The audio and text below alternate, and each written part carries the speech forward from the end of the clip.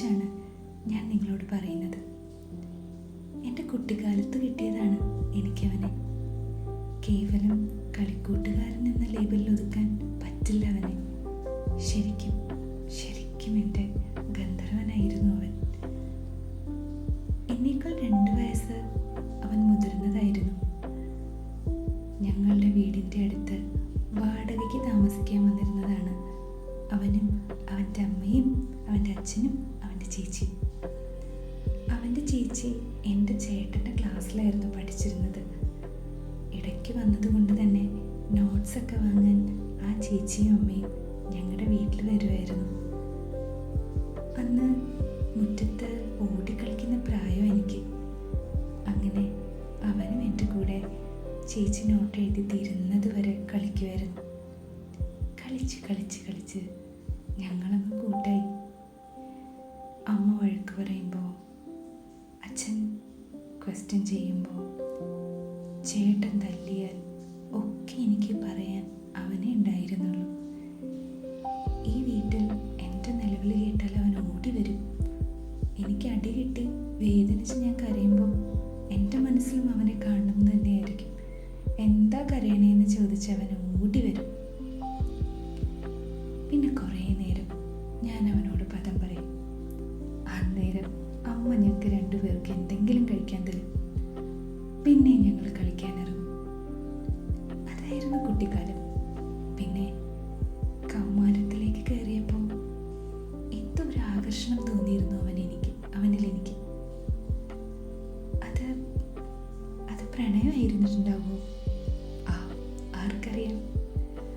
മോഹം കണ്ടു ഞാൻ ദൂരേതോ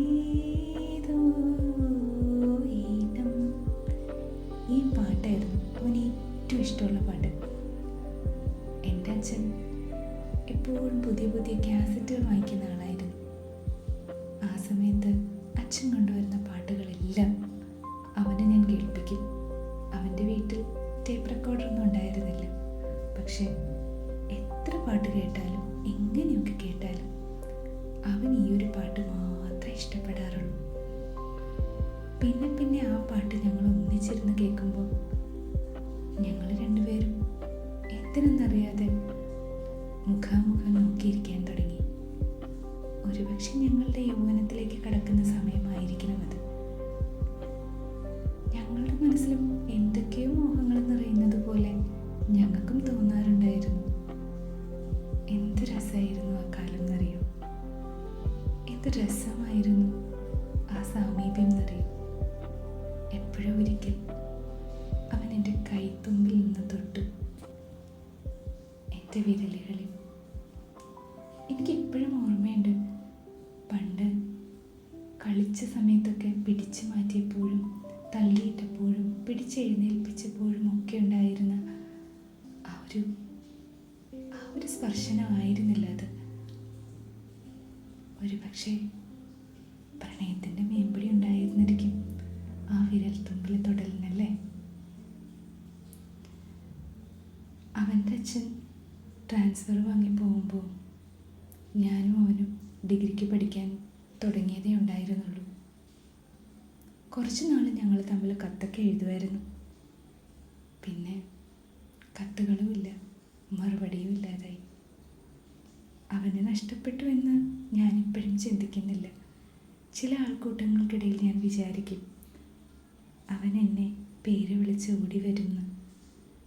ഒന്നിനുമല്ലാത്തൊരിഷ്ടം തോന്നിയ ആരെങ്കിലും, ഒരാളെങ്കിലും നിങ്ങളുടെ ജീവിതത്തിലുണ്ടോ? ഉണ്ടെങ്കിൽ അവരെക്കുറിച്ച് എനിക്ക് എഴുതണം.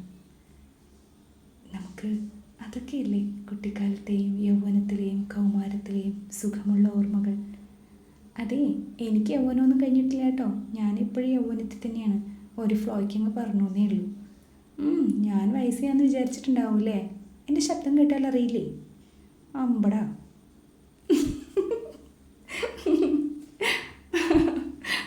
ഓക്കെ, അപ്പോൾ നിങ്ങളുടെ ആ ഫ്രണ്ടിനെ കുറിച്ച് എനിക്ക് എഴുതുന്നതിനോടൊപ്പം തന്നെ ഈ ചാനൽ സബ്സ്ക്രൈബ് ചെയ്യാനും ഈ വീഡിയോ ഇഷ്ടമായെങ്കിൽ ലൈക്കും കമൻസും ഒക്കെ ചെയ്യാനും മറക്കരുത് കേട്ടോ. പിന്നെ പറ്റിയാൽ ഏതെങ്കിലും ഫ്രണ്ട്സിനും കൂടെ ഒന്ന് റെഫർ ചെയ്തേക്ക്. ഓക്കെ, അപ്പോൾ നാളെ കാണാം. Good night. ഇന്നിനി സുഖമായിട്ട് ഉറങ്ങിക്കോളൂ.